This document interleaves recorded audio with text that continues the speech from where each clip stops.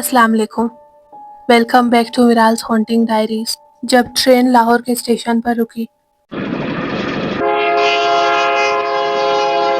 تو وہاں بارات کے استقبال کے لیے لوگ موجود تھے. اسٹیشن کے باہر ایک لمبی بس کھڑی تھی. سب لوگ آرام سے بس میں سوار ہو گئے تھے اور بس سمن آباد کی طرف روانہ ہو گئی. وہ کالا بلا اچانک ہی کہیں سے نکلا اور بس کے چلتے ہی اس نے چھلانگ لگائی تھی اور سیڑھی کے ذریعے وہ بس کی چھت پر پہنچ گیا تھا اور کسی کو احساس تک نہیں ہوا کہ وہ کالا بلا بس کی چھت پر آرام سے لیٹا ان کے ساتھ سفر کر رہا تھا. سمن آباد پہنچ کر جب بس ایک گھر کے سامنے رکی تو باراتیوں کے اترنے سے پہلے ہی اس کالے بلے نے بس کی چھت سے دیوار پر چھلانگ لگائی اور دوڑتا ہوا گھر کے اندر چلا گیا. بارات کے لیے ایک پورا مکان خالی کرایا گیا تھا. اس مکان کے برابر میں ہی دلہن کا گھر تھا. بارات میں آنے والی خواتین کے لیے دلہن والے گھر میں ایک بڑا کمرہ مخصوص کر دیا گیا تھا. ویسے بھی یہ گھر اکبر کی امی کے لیے نیا نہیں تھا. اکبر کی جس لڑکی سے شادی ہو رہی تھی وہ ان کی بہن کی لڑکی تھی اور ان لوگوں کا یہاں آنا جانا لگا ہی رہتا تھا. اکبر نے نیلم کو اور نیلم نے اکبر کو دیکھ رکھا تھا. اکبر نیلم کو نیلم پری کہتا تھا اور نیلم تھی بھی ایسی ہی. وہ کسی پری کی طرح حسین تھی. عصر کے وقت نکاح سے پہلے جب اکبر کی امی سے بری دینے کو کہا گیا تو انہوں نے راشدہ کو آواز دی. راشدہ ذرا بری والا سوٹ کیس تو اٹھاؤ. جی اچھا امی. راشدہ نے دیوار سے لگا ہوا سوٹ کیس اپنی امی کے سامنے لا رکھا. امی نے اپنے پرس سے چابیاں نکالی اور سوٹ کیس کھولنے لگی. ابھی انہوں نے سوٹ کیس کا ڈھکن اٹھایا ہی تھا کہ ایک دم انہیں چکر سا آ گیا. انہوں نے فوراً اپنی ناک پر رومال رکھ لیا. بری والے سوٹ کیس کا ڈھکن اٹھاتے ہی راشدہ کی امی کو جو چکر آیا تھا وہ صرف انہیں نہیں بلکہ اس وقت کمرے میں جتنی خواتین موجود تھیں سب ہی کا یہ حشر ہوا تھا. سب نے جلدی جلدی اپنی ناکوں پر دوپٹے رکھ لیے تھے. راشدہ کا برا حال تھا. اسے نہ صرف چکر آ رہا تھا بلکہ ایک دم جی متلا اٹھا تھا. وہ باتھ روم کی طرف بھاگی اور وہاں اس کی ساری آنتیں سمٹ کر حلق میں آ گئی تھی. راشدہ کو بدبو برداشت نہیں تھی. ذرا سی بدبو اس کا دماغ الٹ دیتی تھی. یہی وجہ تھی کہ وہ ہر وقت پرفیوم میں نہائی رہتی. سوٹ کیس سے برآمد ہونے والی بدبو ایسی تھی کہ اس نے دماغ میں گھس کر نسوں تک کو جلا دیا تھا. سوٹ کیس میں موجود بری کے جوڑوں کی بری حالت تھی. وہ سب غلاظت میں لتھڑے ہوئے تھے. ان جوڑوں کو ہاتھ لگانا تو دور کوئی ان کی طرف دیکھ بھی نہیں سکتا تھا. بدبو اتنی شدید تھی کہ اب کمرے میں موجود دوسری خواتین کو بھی اکائیاں آنے لگی تھیں. کمرے سے ساری خواتین بھاگ گئی تھیں لیکن راشدہ کی امی موجود تھی. انہوں نے بدبو سے بچنے کے لیے اپنے منہ پر اچھی طرح دوپٹہ باندھ لیا لیکن بدبو تھی کہ پھر بھی گھسی چلی آ رہی تھی. راشدہ کی امی بہت پریشان تھی. ان کی سمجھ میں ہی نہیں آ رہا تھا کہ بند سوٹ کیس میں یہ غلاظت کہاں سے بھر گئی. امی نے چٹکی سے اٹھا کر سارے جوڑوں کو دیکھ ڈالا. ایک جوڑا بھی صاف نہیں تھا. نیچے تک ہر جوڑا غلاظت سے بھرا ہوا تھا. پھر انہوں نے زیورات کے ڈبے نکالے. انہیں کھول کر دیکھا. ان کا بھی وہی حال تھا. اندر غلاظت بھری ہوئی تھی. بری کے جوڑوں اور زیورات کا یہ حشر دیکھ کر راشدہ کی امی شدید صدمے سے دوچار تھیں. یہ کتنی عجیب بات ہوئی تھی. سوٹ کیس میں کس نے غلاظت بھر دی تھی؟ یہ بات ان کی سمجھ سے بالاتر تھی کہ اچانک کمرے میں میاؤں کی آواز سنائی دی. امی نے لپک کر دیکھا تو ایک کالا بلا الماری کے پیچھے سے نکل رہا تھا. وہ باہر نکلا. اس نے اپنے اگلے پاؤں پر جھک کر ایک زوردار انگڑائی لی اور امی کی طرف دیکھتا ہوا کمرے سے باہر نکل گیا. راشدہ کی امی اس وقت کمرے میں بالکل تنہا تھی. وہ بڑے مضبوط اعصاب کی مالک تھی لیکن اس کالے بلے کی آنکھوں میں جانے کیا بات تھی کہ انہیں اپنے ہاتھ پاؤں ٹھنڈے محسوس ہوئے. وہ جلدی سے اٹھ کر کمرے سے باہر آ گئی. راشدہ، اے راشدہ. انہوں نے کمرے سے باہر آ کر آواز دی. راشدہ ابھی تک واش روم میں تھی. وہ امی کی آواز سن کر بھاگی ہوئی آئی. جی امی. اس نے اپنی ناک پر دوپٹہ اچھی طرح لپیٹے ہوئے کہا. جا اپنے ابو اور ماموں فرقان کو بلا لا. امی نے پریشان لہجے میں کہا. بارات برابر والے مکان میں ٹھہری ہوئی تھی. نکاح کا وقت قریب تھا لہٰذا سب تیار ہونے میں لگے ہوئے تھے. راشدہ کے ابو بابر علی نے اپنی بیٹی کو اس طرح بدحواسی سے کمرے میں آتے دیکھا تو وہ پریشان ہو گئے. انہوں نے گھبرا کر پوچھا. کیا ہوا؟ ابو، امی بلا رہی ہیں، جلدی چلیں. پھر راشدہ نے کمرے میں ادھر ادھر نظر دوڑائی مگر ماموں فرقان نظر نہ آئے۔ ابو ماموں کہاں ہیں؟ ابھی تو یہیں تھے، شاید باتھ روم میں ہوں۔ ابھی بابر علی اتنا ہی کہہ پائے تھے کہ ماموں فرقان واش روم سے نکل آئے۔ لو وہ آ گئے۔ خیریت؟ ماموں خیریت نہیں ہے، امی نے آپ کو اور ابو کو بلایا ہے، جلدی چلیں۔ راشدہ نے گھبرا کر کہا۔ کیوں بلایا ہے؟ کیوں بلایا ہے؟ ماموں فرقان نے اپنے ہاتھ تولیے سے پونچھتے ہوئے پوچھا۔ بری کے جوڑوں کا ستیہ ناش لگ گیا ہے، سوٹ کیس غلاظت سے بھرا ہوا ہے۔ یہ کہہ کر راشدہ نے فوراً اپنے منہ پر دوپٹہ رکھ لیا۔ ارے! ماموں فرقان چونک پڑے۔ آؤ باہر، جلدی چلو۔ یہ لوگ تیزی سے باہر نکلے۔ راشدہ کی امی صابرہ گیٹ پر ہی کھڑی تھیں۔ وہ شدید صدمے سے دوچار تھیں، ان کی آنکھوں میں آنسو بھرے ہوئے تھے۔ صدمے کی بات بھی تھی، نکاح کا وقت سر پر تھا اور اتنی محبت اور پیار سے بنائی ہوئی بری کا ناس لگ گیا تھا۔ سوٹ کیس کہاں ہے؟ بابر علی نے پوچھا۔ ایسا کیسے ہو گیا؟ وہ اندر ہے، کمرے میں، صابرہ نے اپنے آنسوؤں کو ضبط کرتے ہوئے کہا۔ مجھے معلوم نہیں یہ غلاظت اس میں کہاں سے آئی ہے، آؤ دیکھتے ہیں، تم پریشان مت ہو۔ ماموں فرقان نے صابرہ کے کندھے پر ہاتھ رکھ کر تسلی دی۔ میں نے اتنی محنت سے بری تیار کی تھی، اتنے شوق سے ایک ایک جوڑا بنایا تھا، صابرہ نے ہاتھ ملتے ہوئے کہا۔ سب برباد ہو گیا۔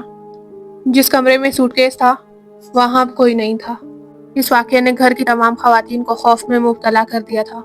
ماموں فرقان نے آگے قدم بڑھائے، ان کے پیچھے بابر علی تھے۔ کمرے میں داخل ہوتے ہی بدبو کا ایک تیز بھبکا آیا، حالانکہ سوٹ کیس بند تھا۔ ماموں فرقان نے فوراً اپنا سانس روک لیا اور تیزی سے ناک پر رومال رکھ دیا۔ بابر علی کا بھی یہی حال تھا، وہ بھی اپنی ناک رومال سے ڈھک چکے تھے۔ صابرہ کمرے میں نہ آئی تھی، وہ دروازے پر کھڑی تھی۔ ماموں فرقان نے سوٹ کیس کا ڈھکن اٹھایا۔ ڈھکن اٹھاتے ہی بدبو کا طوفان اٹھا۔ ناک بند ہونے کے باوجود ماموں فرقان کو اپنے دماغ کی نسیں جلتی ہوئی محسوس ہوئیں۔ غلاظت کو دیکھ کر ان کا جی متلا اٹھا۔ انہوں نے فوراً سوٹ کیس بند کر دیا اور پھر وہ سوٹ کیس کو کھینچ کر باہر صحن میں لے آئے۔ صحن میں ایک باتھ روم تھا۔ انہوں نے سوٹ کیس اس کے دروازے میں کھسکا دیا۔ گھر میں کوئی پانی کا پائپ نہیں؟ ماموں فرقان نے پوچھا۔ پاس کھڑی صابرہ نے اپنی بہن واجدہ کی طرف دیکھا۔ وہ فوراً بولی، جی ہے، ذرا لائیں۔ پائپ آنے کے بعد انہوں نے صحن میں لگے نلکے میں لگایا اور نلکا کھول کر دیکھا۔ پانی بڑے پریشر سے آ رہا تھا، پائپ سے خاصی موٹی دھار برآمد ہو رہی تھی۔ ماموں کیا کرنا ہے؟ صابرہ نے پوچھا۔ غلاظت دھونی ہے، اور کیا کرنا ہے۔ ماموں آپ ٹھہریں، میں ملازمہ کو بھیجتی ہوں، اس مرتبہ واجدہ نے کہا اور اندر چلی گئی۔ چند لمحوں بعد ایک ملازمہ باہر آئی، اس نے دوپٹے کا اچھی طرح ڈھانٹا باندھا ہوا تھا۔ ماموں نے بھی ایک بڑا کپڑا لے کر اپنے منہ پر اچھی طرح ڈھانٹا باندھا ہوا تھا، اب چہرے پر صرف ان کی آنکھیں نظر آ رہی تھیں۔ ماموں فرقان نے پائپ لے کر کپڑوں پر پانی کی موٹی دھار ڈالنا شروع کر دی۔ ملازمہ ایک ایک جوڑا باہر نکالتی۔ ان کھلے جوڑوں سے اس قدر شدید بدبو اٹھ رہی تھی کہ پاس پڑوس کے مکین بھی پریشان ہو کر باہر آ گئے تھے اور حیران پریشان ہو کر دیکھ رہے تھے کہ یہ بدبو کہاں سے آ رہی ہے۔ کپڑوں سے جب اچھی طرح غلاظت دور ہو گئی تو ان کپڑوں کو صرف کے پانی میں ڈالا گیا۔ اس کے بعد زیورات کے ڈبوں کو بھی اچھی طرح پانی سے دھویا گیا۔ نکاح جو عصر کے بعد ہونے والا تھا، اسے ملتوی کیا گیا، عشاء کے بعد رکھا گیا۔ نکاح کے جوڑے کو جلدی جلدی استری سے سکھانے کی کوشش کی گئی۔ جوڑا تو سوکھ گیا لیکن اس میں سے بدبو نہ گئی۔ اس صورتحال نے پھر گھر والوں کو پریشان کر دیا۔ ماموں فرقان نے مشورہ دیا کہ کسی اچھے ڈرائی کلینر سے جوڑا ڈرائی کلین کروا لیتے ہیں۔ نکاح تو عشاء تک ملتوی کر دیا تھا، اب ہی وقت بھی تھا۔ ایک بندے کو گاڑی پر شہر کے ایک بڑے ڈرائی کلینر کی طرف بھگایا گیا۔ وہ 1 گھنٹے میں کپڑے واپس لے کر آیا، لیکن نتیجہ وہی، ڈھاک کے 3 پات۔ کپڑوں سے اب بھی ہلکی ہلکی بدبو آ رہی تھی۔ زیورات کا بھی یہی حال تھا، انہیں اچھی طرح صرف میں دھونے کے باوجود ان کی بدبو نہ نکلی۔ پتہ نہیں یہ کس قسم کی بدبو تھی۔ اب کیا کریں؟ صابرہ نے بابر علی سے کہا۔ جوڑا اس قابل ہے کہ اسے پہنایا جائے اور نہ زیورات۔ ویسے واجدہ کہہ رہی تھی کہ پریشان ہونے کی ضرورت نہیں، نیلم کے پاس بہت اچھے جوڑے ہیں، ان میں سے کوئی پہن لے گی۔ نہیں، یہ کیسے ہو سکتا ہے؟ بابر علی نے کہا۔ کیوں ماموں، آپ کا کیا خیال ہے؟ میں تمہارے خیال سے متفق ہوں، دلہن کو ہمارے یہاں کا جوڑا پہننا چاہیے، ماموں فرقان نے کچھ سوچتے ہوئے کہا۔ اور یہ کوئی ایسا مشکل کام نہیں ہے، لیکن اتنی جلدی نیا جوڑا کہاں سے آئے گا؟ بابر علی نے ماموں فرقان کی آنکھوں میں دیکھتے ہوئے کہا، آج کل بازار میں سب کچھ مل جاتا ہے۔ یہ ہمارے وقتوں کا زمانہ نہیں ہے کہ مہینوں شادی کی تیاریاں کرنی پڑتی تھیں۔ اب تو 4 دن میں شادی کی پوری تیاری ہو سکتی ہے، ماموں فرقان نے ہنس کر کہا۔ بابر علی نے کہا، کیوں صابرہ، ٹھیک ہے نا؟ جی بالکل ٹھیک ہے، لیکن کچھ پیسوں کا مسئلہ ہوگا، صابرہ نے فکر مند ہو کر کہا۔ پیسوں کا کوئی مسئلہ نہیں، میں تم لوگوں کے ساتھ چلتا ہوں، میرے پاس پیسے بہت ہیں، ماموں فرقان نے اپنی جیب پر ہاتھ رکھتے ہوئے کہا۔ ماموں فرقان تقریباً تیار ہی تھے، بس دوسرے مکان میں جا کر انہوں نے اپنا کوٹ پہنا اور اپنے سوٹ کیس میں سے مزید پیسے نکال کر جیب میں رکھ لیے۔ اس وقت ان کی جیب میں 15,000 روپے تھے، 10,000 صابرہ نے بھی اپنے پرس میں رکھ دیے تھے۔ جب واجدہ اور ان کے شوہر کو پتہ چلا کہ یہ لوگ بری کے جوڑے اور زیور خریدنے کے لیے بازار جا رہے ہیں تو انہوں نے انہیں روکنے کی بہت کوشش کی، لیکن بابر علی اور فرقان ماموں نہیں مانے اور وہ گاڑی لے کر انارکلی کی طرف چل دیے۔ اکبر کو جب یہ معلوم ہوا کہ بری کے جوڑے اور زیورات کا یہ حشر ہوا ہے تو وہ پریشان ہوئے بغیر نہ رہ سکا۔ یہ سوچ سوچ کر وہ ہلکان ہو گیا۔ پھر اسے فکر ہوئی کہ اب بری کے جوڑوں کا کیا ہوگا، کہاں سے آئیں گے؟ پھر اسے کسی نے بتایا کہ ماموں فرقان تمہارے امی ابو کو لے کر انارکلی گئے ہیں بری کا جوڑا اور زیورات لینے، تو اس کی جان میں جان آئی، ورنہ اسے تو شادی خطرے میں پڑتی نظر آ رہی تھی۔ بری کے بغیر کیسے ہوتی شادی؟ گاڑی سمن آباد سے نکلی تو ماموں فرقان جو اگلی سیٹ پر بیٹھے تھے مڑ کر بابر علی سے مخاطب ہوئے، بھائی بابر، تمہاری بیوی صابرہ تو جنات پر یقین نہیں رکھتی، یہ تو مجھے بھی توہم پرست کہتی ہے، لیکن اب تم دونوں مجھے یہ بتاؤ کہ یہ غلاظت سوٹ کیس میں کہاں سے آئی؟ پچھلی سیٹ پر بابر علی کے ساتھ صابرہ بیٹھی ہوئی تھی۔ ماموں فرقان کی بات سن کر اس نے کہا، ماموں فرقان، میں تو چکرا کر رہ گئی ہوں، سمجھ ہی نہیں آتا کہ یہ سب کیا ہو رہا ہے، یہ عقل کو دنگ کرنے والے واقعات پے در پہ کیوں ہو رہے ہیں؟ صابرہ، تم نے ٹرین میں کالے بلے کو دیکھا تھا؟ جی دیکھا تھا۔ تمہیں اسے دیکھ کر کیا محسوس ہوا؟ مجھے اسے دیکھ کر یہ محسوس ہوا کہ وہ ایک کالا بلہ ہے۔ وہ کالا بلہ تمہارے بیٹے اکبر کے کندھے پر کودا تھا۔ اچھا، پھر؟ میں اسی وقت کھٹک گیا تھا، لیکن میں نے اکبر سے کچھ نہیں کہا۔ کیا مطلب ہے آپ کا؟ وہ کالا بلہ محض ایک کالا بلہ نہیں تھا، کچھ اور تھا۔ وہ کالا بلہ تو مجھے گھر میں بھی نظر آیا تھا، وہ اس وقت الماری کے پیچھے سے نکل کر کمرے کے باہر چلا گیا تھا جب میں نے سوٹ کیس کھولا تھا۔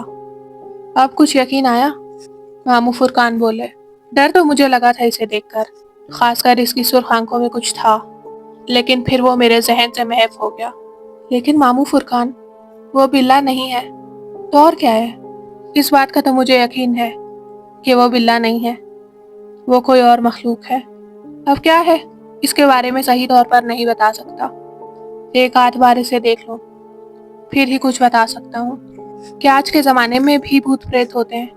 اس مرتبہ ڈرائیور بولا۔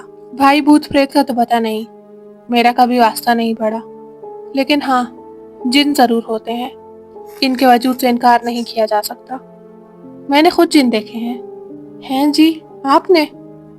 ڈرائیور ایک دم پریشان ہو گیا، اس کی گھبراہٹ میں ایک سائیکل والا لپیٹ میں آتے آتے رہ گیا۔ کیا کرتے ہو؟ گاڑی سامنے دیکھ کر چلاؤ، صابرہ نے اسے پیچھے سے ڈانٹا۔ ڈرائیور انہیں اس طرح مڑ مڑ کر دیکھ رہا تھا جیسے انہوں نے جن نہ دیکھے ہوں بلکہ وہ خود جن ہو۔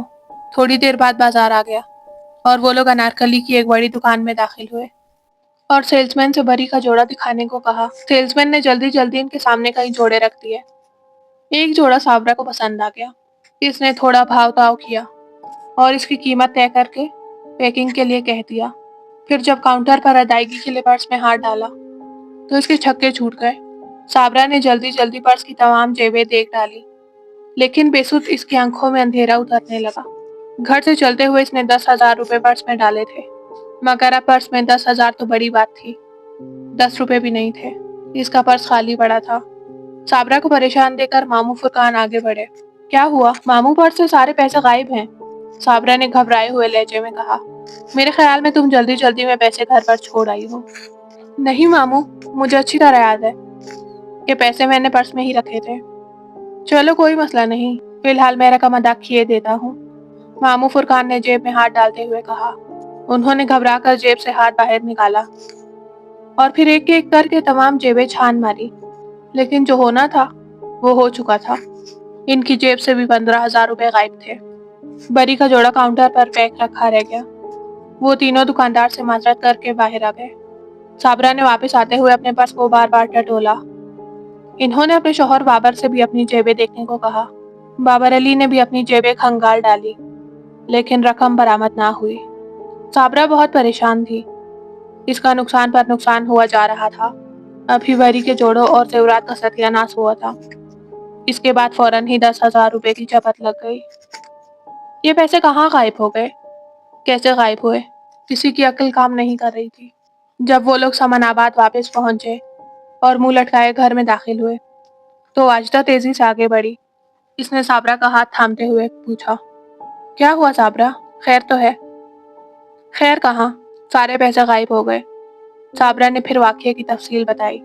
حیرت ہے، واجدہ نے کھوئے ہوئے لہجے میں کہا۔ خیر غم نہ کرو، نیلم کے پاس 30-40 جوڑے ہیں، 15-20 سلے ہوئے ہیں، ان میں سے کوئی ایک پسند کر لو، وہ ہم بری کا جوڑا سمجھ کر پہنا دیں گے، تم اپنا دل نہ دکھاؤ۔ اچھا، صابرہ نے گہرا سانس لے کر کہا، اب اس کے سوا چارہ بھی کیا ہے؟ جوڑے کا مسئلہ حل ہوا تو ایک دوسرا مسئلہ کھڑا ہو گیا۔ نکاح کا وقت ہوا۔ ایک بندہ نکاح خواہاں کو لینے گیا۔ عین اس وقت جب سب لوگ قاضی کا انتظار کر رہے تھے، وہ شخص جو نکاح خواہ کو لینے گیا تھا مایوس ہو کر شامیانے میں داخل ہوا۔ نیلم کے والد نے اس شخص کو تنہا دیکھ کر پوچھا، کہاں ہے قاضی صاحب؟ وہ تو نہیں آ سکیں گے جی، انہوں نے معذرت کر لی ہے، انہیں 104 درجے کا بخار ہے، اس نے نیلم کے والد فیاض حسین کو بتایا۔ پھر ایمرجنسی میں ایک اور نکاح خواہ کا انتظام کیا گیا۔ جیسے تیسے ہامتے کامتے دوسرے قاضی صاحب آئے۔ اسٹیج پر پہنچ کر انہوں نے کاغذات کھولے، نکاح کے رجسٹر پر ضروری اندراج کیا۔ اندراج کرتے کرتے بار بار ان کا ہاتھ رک جاتا اور وہ گردن اٹھا کر ادھر ادھر دیکھنے لگتے۔ کوئی ایسی چیز ضرور تھی جو ان کی توجہ ہٹا رہی تھی، لیکن ان کی سمجھ میں خود یہ بات نہیں آ رہی تھی کہ وہ اندراج کرتے کرتے کس کو گردن اٹھا کر دیکھنے لگتے ہیں۔ خدا خدا کر کے اندراج پورا ہوا، تب قاضی صاحب نے ایجاب و قبول کا سلسلہ شروع کیا۔ ادھر ایجاب و قبول کا سلسلہ شروع ہوا، ادھر وہ شامیانے میں داخل ہوا اور اچھل کر سٹیج پر چڑھا۔ پھر وہ خاموشی سے صوفے کے نیچے بیٹھ گیا۔ اسی صوفے پر اکبر صحرا باندھے بیٹھا تھا اور اس کے پاؤں اور اس کے پاؤں کے درمیان 2-3 انچ کا فاصلہ تھا۔ قاضی صاحب نے ایک جھرجھری سی لی۔ انہیں اچانک ہی اپنی ریڑھ کی ہڈی میں سردی سی محسوس ہوئی۔ انہوں نے جلدی سے دولہا کے سامنے ایجاب و قبول کے لیے لڑکی کا نام، ولدیت اور مہر وغیرہ دہرائی، مگر ان سے کوئی غلطی ہو گئی۔ انہوں نے نیلم کے والد کا نام فیاض حسین کے بجائے سرفراز حسین کہا۔ پھر ہر بار وہ غلطی کرنے لگے، کبھی لڑکی کا نام بھول جاتے، کبھی مہر کی رقم غلط بتاتے۔ بار بار غلطی کرنے پر وہ خود بھی شرمندہ ہو رہے تھے۔ ان کی حالت یہ تھی کہ وہ رجسٹر میں دیکھ کر کوائف بول رہے تھے۔ پھر خدا خدا کر کے ایجاب و قبول مکمل ہوا۔ اکبر نے سہرا اٹھایا اور شامیانے میں مبارک سلامت کا شور اٹھا۔ وہ جو صوفے کے نیچے بیٹھا تھا وہاں سے نکلا، سٹیج سے کودا۔ اس نے منہ ڈال کر کنات اٹھائی اور تیزی سے وہاں سے نکل گیا۔ قاضی کی بڑی عجیب حالت تھی، ان کے جسم میں کپ کپی بڑھتی جا رہی تھی، لہٰذا انہوں نے کھانا بھی نہیں کھایا۔ نکاح پڑھایا، اپنے پیسے وصول کیا اور ہامتے کامتے شامیانے سے نکل گئے۔ نکاح کے بعد بارات نے کھانا کھایا اور کھانے کے بعد دلہن رخصت ہو گئی۔ وہ رخصت ہو کر برابر والے مکان میں آ گئی، اس مکان میں جہاں بارات ٹھہری تھی۔ اس مکان کے ایک کمرے کو دولہا دلہن کے لیے مخصوص کر دیا گیا تھا۔ اسے اچھی طرح سجایا گیا تھا۔ صابرہ اور واجدہ دلہن کے پاس بیٹھی تھی اور آپس میں باتیں کر رہی تھی۔ آج دن بھر جو بیتی تھی اس کی رودات صابرہ بتا رہی تھی۔ نیلم ان کے پیچھے خاموش بیٹھی تھی، وہ یہ ساری باتیں سن کر پریشان ہو رہی تھی۔ ادھر دوسرے کمرے میں فرقان ماموں بابر علی اور فیاض کے ساتھ بیٹھے تھے۔ اکبر اپنے خاندان کے دوسرے ہم عمر لڑکوں کے ساتھ تیسرے کمرے میں بیٹھا خوش گپیوں میں مصروف تھا۔ فرقان ماموں نے کھانا کچھ زیادہ ہی کھا لیا تھا، پیٹ پر کسی ہوئی پینٹ انہیں پریشان کر رہی تھی۔ انہوں نے سوچا کہ کپڑے تبدیل کر کے ذرا ایزی ہوا جائے۔ بابر میں کپڑے بدل کر آیا، فرقان ماموں نے اٹھتے ہوئے کہا۔ جی اچھا ماموں، فرقان ماموں نے اپنا کوٹ اتار کر ہینگر پہ لٹکایا۔ کوٹ کو ہینگر پر لٹکاتے ہوئے ان کی نظر اندرونی جیب پر پڑی۔ اس جیب میں انہیں کچھ نوٹ رکھے ہوئے نظر آئے۔ انہوں نے فوراً جیب میں ہاتھ ڈالا تو ان کی خوشی کا کوئی ٹھکانہ نہ رہا۔ ان کے ہاتھ میں نوٹوں کی موٹی گڈی موجود تھی۔ ماموں فرقان نے جلدی جلدی نوٹ گنے۔ پورے 15,000 تھے۔ ارے بابر، کمال ہو گیا! کیا ہوا ماموں؟ بابر، پیسے تو یہ رہے۔ ماموں فرقان نے قریب آ کر نوٹ دکھائے۔ اچھا، یہ کہاں سے ملے؟ بابر علی نے حیرت زدہ ہو کر پوچھا۔ کوٹ کی جیب میں سے۔ ماموں، اسی کوٹ کی جیب میں سے جو آپ نے ابھی پہن رکھا تھا؟ ہاں، اسی کوٹ کی جیب میں سے۔ فرقان ماموں نے اس بات میں گردن ہلائی۔ دکان پر تو میں نے ساری جیبیں ٹٹول ڈالی تھی، مگر پیسوں کا پتہ نہ تھا۔ ماموں فرقان، یہ کیا ہو رہا ہے؟ بابر علی کی پیشانی فکر آلود ہو گئی۔ اللہ ہی بہتر جانتا ہے۔ ماموں فرقان نے گہرا سانس لیا، پھر کچھ سوچ کر بولے، صابرہ کہاں ہے؟ اس کالے بلے کے ٹرین میں آنے کے بعد نیلم اور اکبر کی زندگی میں یہ رکاوٹیں آ چکی تھیں۔ اس کہانی میں آگے کیا ہوا، یہ دیکھنے کے لیے میرے چینل کو سبسکرائب کریں۔